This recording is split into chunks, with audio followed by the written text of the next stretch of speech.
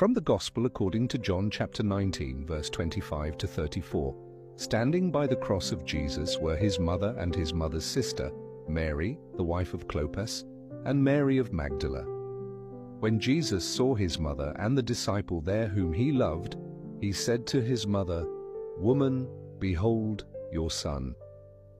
Then he said to the disciple, "Behold your mother." And from that hour the disciple took her into his home. After this, aware that everything was now finished in order that the scripture might be fulfilled, Jesus said, "I thirst."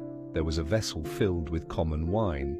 So they put a sponge soaked in wine on a sprig of hyssop and put it up to his mouth. When Jesus had taken the wine, he said, "It is finished." And bowing his head, he handed over the spirit.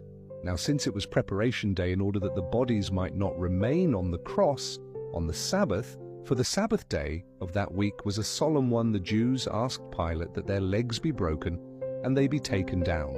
So the soldiers came and broke the legs of the first and then of the other one who was crucified with Jesus.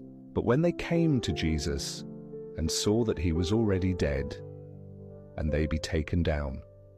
So the soldiers came and broke the legs of the first and then of the other one who was crucified with Jesus, and they be taken down. So the soldiers came and broke the legs of the first and then of the other one who was crucified with Jesus. This gospel passage reminds us that even in the darkest moments, Jesus sees us and cares for us deeply. From the cross, he wasn't thinking of himself, he was thinking of others. He gave us his mother, Mary, so we would never be alone. For teens navigating anxiety, broken families, or the stress of social media and identity, Mary becomes a spiritual mother, gentle, present, and always praying for them.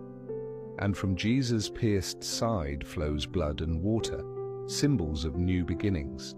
This speaks to a generation often burdened by depression or hopelessness. Life doesn't end with pain. With Jesus, suffering can become a source of healing and transformation.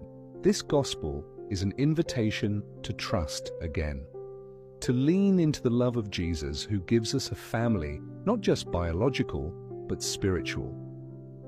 In a time where connection is hard to find, the cross becomes a place of deep belonging.